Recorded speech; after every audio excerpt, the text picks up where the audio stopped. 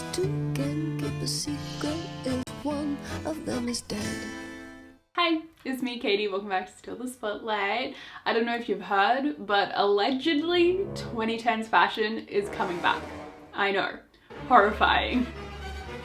We actually touched on this towards the beginning of the year with the likes of tweed and indie sleeves, but I'm starting to see more and more discourse about it now, so I thought it might be fun to do a deep dive into a show that I think really showcases the highs and lows of the fashion this time period has to offer, which is of course Pretty Little Liars. I rewatched this series fairly recently, probably around the same time a lot of people did when Mike's Mike was dropping his content, so I don't know, maybe I'm a little bit late to the party, but I think it's still gonna be a good one. And Pretty Little Liars isn't actually available here on Netflix in Australia, but I'm gonna let you in on a little secret on how to fix that with today's video sponsor, award-winning VPN Surfshark. As you might know, the version of Netflix you see can be completely different to someone on the other side of the world, but with Surfshark, you're able to quickly and easily change those location settings and instantly have access to a ton more content. For example, PLL is only available in 4 countries at the moment, so I just switch over to the UK in order to watch it. But you can play around with different regions to see what suits your taste the best, and you don't have to worry if you share your Netflix account with other people because Surfshark actually offer unlimited devices under just one account. Of course, they can help you with other streaming services as well as a long list of other benefits as well, including ensuring your privacy and safety online by protecting all of your personal information. You can use my code SPOTLIGHT for 83% off plus 3 extra months for free. And since Surfshark offer a 30-day money-back guarantee, you can try it all risk-free via the link on screen and down below in the description box.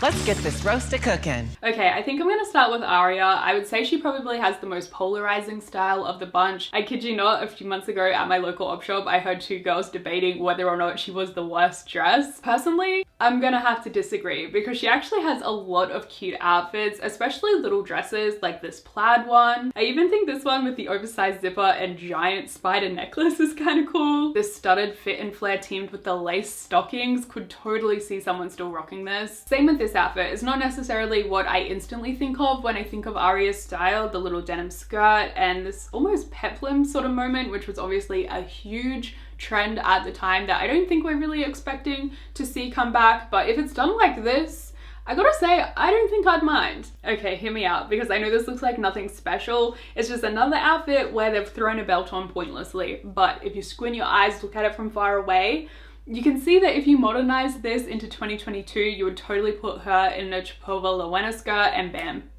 stunning. I think where people start to have an issue with her style is when it gets too tacky, Tumblr-esque with like the skulls and skeletons. There's a lot of animal print and just print clashing in general that can be kind of hit or miss. So I think her style is supposed to be a bit more creative and trying different things. For example, the tie skirt. Some people hate it, some people love it. Personally, I'm looking to DIY my own. But yeah, I guess when you're trying that many different things, you're bound to have a few fails, but when it's good, it's good. Like, I love this sheer slip dress layer, definitely something we're seeing. This little party number specifically used to be my dream dress, but I think looking back, this is actually my favorite look of hers. I'm just obsessed with the cozy, layering, fall vibes of it all. As far as key themes, definitely more on the alt side of things. Quite the maximalist as well with the prints and the accessories. The color palette is going to be darker, a lot of blacks and reds, and of course you have to have the perfect boot collection. Okay, I didn't realize how much of an Arya girl I am style-wise until I started pulling options and I was like, wow.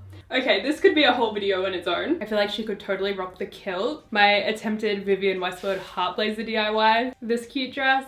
Or this cute dress. This one actually looks like something she legit would have worn in the show. It's kind of hard to see, but this cool open knit I recently thrifted. Staple plaid skirt, of course. And this crop stripe jumper. I actually took photos in an outfit recently that I think totally could have worked for this brief. But this is the outfit I ended up going with. I think it's really cute. Specifically, the shoes and skirt totally seems like something she would own. Obviously not with how I have it styled currently, but this red top specifically I could see working for that whimsy goth aesthetic, which is something I could see her dabbling in. Also, throwing on the leopard coat feels very Arya. Obviously we have the pattern clash that she loves, but I don't know, maybe it would look better without the little bralette. We've lost the crop top, but we've acquired a little furry headband situation. I don't know, I think it's fun, especially once you put on the leopard coat as well. I mean, You can't tell me that Arya Montgomery wouldn't be a Nana fan. So I ended up making the tie skirt. It was a last minute decision last night about 8 o'clock, so excuse the somewhat shoddy construction. Originally I was collecting the ties to make it for my Fruits magazine inspired lookbook, but I was like, hey, if Arya wore it as well, we may as well get as many excuses to style it as we can. I think it turned out pretty cute. I wasn't really sure how to style it because obviously it is such a statement piece on its own. Hence why I just opted for simple all black. Next up we have Emily, who had the sporty tomboy sort of trope pushed upon her. So a lot of the time her outfits are a lot more casual and laid back. You can pretty much sum up her wardrobe with a lot of denim, flannels, khaki green, and just plain t-shirts. I guess because she took less risks, there's not as many looks where you're like, oh my god, that is atrocious. What were they thinking? Actually, I find some of my favorite looks of hers is when it looks like something that could have been in the Vampire Diaries as well. For example, this one here, it's super simple, but it's a classic. This one I thought was interesting because it looks like she has a bit of a cargo mini skirt going on, which obviously cargo in any form is super trendy right now. I think most of the ones when she's in these cute little mini skirts are from the first season. A lot of these items are staples we can rework for 2022, maybe just switching out the things we're pairing it with, and also keeping in mind silhouette. I feel like that's one of the key things that make some of her outfits look a little bit dated. Okay, this is my base outfit for Emily. Obviously keeping it really simple with the Henley tee, the little denim skirt that has the cargo pocket detailing, and then I feel like she either wears a pair of sneakers or combat boots, so I've just thrown on my dogs. But now we need to cycle through some outerwear options. This denim jacket feels very her, but obviously the denim doesn't match the skirt, so let's just play pretend for a second. I feel like if I had filmed this video a couple of years ago, people would have thought this felt very outdated, but ever since quarantine, there's just been so many trends come and go to the point where what is a trend? But I think we're still seeing like Elena Gilbert core and Twilight core lingering around, especially this time of year for the Northern Hemisphere going into fall, so I think she's cute. This is the jacket that is actually the closest color match to the denim skirt, but I don't know, I feel like it's doing too much for Emily. Like, it's more of a statement Y2K sort of moment. Of course, I had to try it on with a flannel, although I am starting to feel like I'm making her more Tumblr-esque than she actually was at the time, but I feel like the only way to be more true to the original is to wear skinny jeans, and I mean, no around here, partner. No around here. You know what? I don't think we even need to try the other two options because they were getting further and further away from the original, and what we already have I think is pretty good. I do, however, want to try something a little bit more sporty. So this is the sort of thing I'd style her in after swim training or something along those lines. Again, originally it would probably be skinny jeans or maybe some shorts, both of which just aren't really in my repertoire at the moment, and honestly cargos are a lot more comfortable, so I think she'd be on board. I love the zip hoodie so much and I could totally see it in her wardrobe too. I think the only thing the outfit is missing is a pair of AirPod Max, which I do not own. The only headphones you guys ever see me style is literally an old broken pair of my boyfriend's, so yeah, they don't go with this fit, unfortunately. Hannah, my girl, let me tell you, rewatching this, it was even more clear that her and Mona truly carried this show. Like, I don't know what the others would have done without them. Now, as much as I love her, her style, on the other hand, I've got a lot of questions. For example, why? Why? And why? The constant use of cropped fitted blazers for a high schooler is interesting. Like, I don't know, someone enlighten me. Is this really what the popular girls were wearing at the time? And she too was definitely a victim of the belt, along with a lot of other things, like the statement necklaces, the color blocking. I want to cut her some slack though, because we need to remember she was kind of putting on a persona to play the popular girl. This wasn't necessarily her personal style. Actually, when we see her come through with these more edgy boho sort of themes, I think is when she really shines. But even then, I'm questioning if that's really her style or that was just her trying to rebel in the opposite direction. Honestly, I'm getting scared now because I think Hannah is going to be the hardest to modernize. Even the costume designer herself just labeled her style as trendy. So When those things aren't in trend anymore, what are you supposed to do? My solution is just find the trendy blonde it girl of the moment, and in this case, we're gonna go with Matilda Djerf. For starters, she is very much known for her blazers. Obviously, the 2020s update is the more oversized silhouette. Some of her looks definitely feel too neutral for Hannah, some even preppy, more on the Spencer side of things, and some of the dresses almost giving early Allison. But if you dig deep enough, the inspo is definitely there. I think the silky satin fabrics would totally work for her. The blouses, the lighter colors, I could totally see her opting for the midi and maxi lengths at the moment as well. You guys, I was big talk. I really thought that I had cracked the code to Hannah's look, but no. It turns out I was wrong because this is even harder than I thought. This is what I've come up with. Hear me out. She is seen in the iconic skirt, which was literally everywhere at the time. So I'm like, interesting.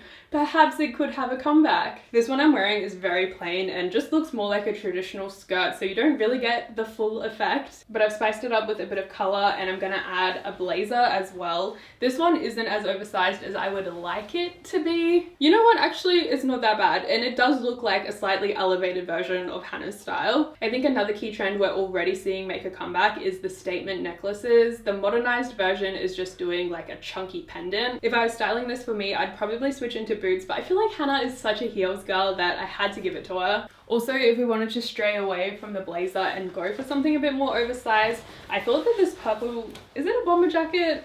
I don't really know, but I thought this might work. The only thing is it does make it a lot of purple. Like, I think I would switch out the shoes. At first, it feels a little bit less Hannah, but then on the other hand, this silhouette is like the trending jacket at the moment, so maybe it's actually very Hannah. So keeping that in mind for her more edgy sort of style, I think I'm just gonna go with the same style of jacket, but in a less cutesy colorway. I don't know what sort of witchcraft is happening in that show, but Lord help us, because I too have fallen victim to the belt. I'm so sorry, but it felt like it was missing something. And for her slightly edgier look, I was trying to channel more Devon Lee Carlson rather than Matilda Djerf. And I think this totally seems like something Devon would wear, but the belt is kind of necessary for that to work. It's just that extra, less predictable layer, and also takes this more into like rockstar GF, if you will. I don't know, I actually quite like it, and I could see a 2022 version of Hannah wearing this, but I have a feeling there's going to be mixed opinions on how we should style Hannah. So feel free to let me know, but please try to do so nicely.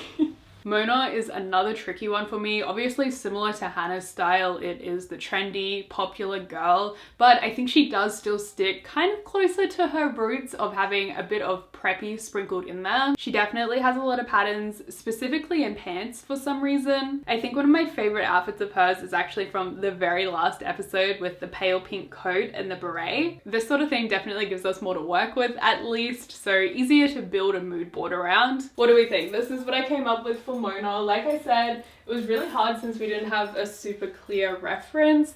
The things I was trying to keep in mind were patterned pants, ultra feminine, and also still preppy. I think we ticked all those off. I will say I do kind of feel like I'm cosplaying as someone who's trying to do a stereotypical I'm going to Paris outfit, if you know what I mean. Oh my god. Is Mona's mood board Emily in Paris? I am so sorry to my girl. I didn't mean to do a dirty like that, but you know what? I actually do like the outfit, so whatever. So I just realized I didn't actually record a segment for Allison, which, I mean, you can't really blame me. We see her in the same few outfits during the flashbacks, and then when they finally bring her back, I don't know what the hell the stylist was thinking. I don't know, it feels somewhat criminal not to try and recreate the iconic yellow shirt, but the only thing I could find in my wardrobe was this like flouncy yellow wrap dress, so we'll see what we can do. So it turns out this is the best I can do with what I have. My apologies, because I'm definitely not obsessed with it. I definitely think I need to take out these butterfly clips, and if I could be bothered, this would definitely look much better with curly hair. I saved Spencer to last because I think her style is the most relevant and currently trendy, which is kind of funny because I feel like at the time she was painted as not necessarily the most fashionable. But I mean, be for real, because look at this plaid skirt moment. We have the vest and the tie. We have this little neutral check blazer moment, perfect for fall. Okay, sure, she still had her fair fair share of outfits that weren't my personal taste, mostly the ones that felt a little bit more twee rather than her classic preppy style, which is obviously why a lot of her outfits feel more timeless. And boy, did she love a hat, which same girl, it's okay. Last year there was a lot of talk about Blair Waldorf and that old money sort of signature look, and this year I'm seeing people more so talk about the old money in a horse girl sort of way, which hello, that has Spencer Hastings written all over it. Absolutely without question, I need to style these boots. The theme I'm going for is lunch at the country club, and then we'll pop over and visit the horses afterwards, which I think so far we are succeeding at. I'm gonna add this little brown vest to try and tie the shoes in a bit better. What do we think? Undone or done up? I think I like it better undone. I'm acknowledging that this isn't going to be for everyone, but there's actually something about it that I quite like, and it's reminding me of some TikToks I've seen recently doing this aesthetic they're labeling as like British boys boarding school vibes. Typically they would wear shorts with it, but I've just never been a shorts person. I don't know, I feel like I equal parts love and hate it for some reason. I couldn't help myself and I had to try switching out for this jacket, which I think is a big yes. Something about the skirt I think is throwing me off. It might just be because I preferred it with the plaid skirt, which I styled in a recent video. Yes, I am standing here in the third variation of the exact same outfit, but I think it was all worth it because this is my favorite variation thus far. I feel like I finally found that perfect balance. I just went and showed Sam the outfit and said I'm supposed to be Spencer from Pretty Little Liars, and he was like, oh yeah, I see it, but definitely better. So to me, that is mission complete. I recently thrifted this. I honestly don't even know what you call it, but in my mind it was giving Rory Gilmore in the latest seasons at Yale, but I totally think it could work for Spencer as well. Yeah, I feel like this is definitely gonna work. I wasn't sure if I wanted to team something underneath, but I don't know, let's just see what the magic of accessories can do. Okay, this is how they're looking. I actually love it. The chunky loafers, the striped scarf. I'm not sure if I want to go for the leather blazer look. Obviously not something we really saw her in at the time, but today I feel like this would be a staple in her wardrobe.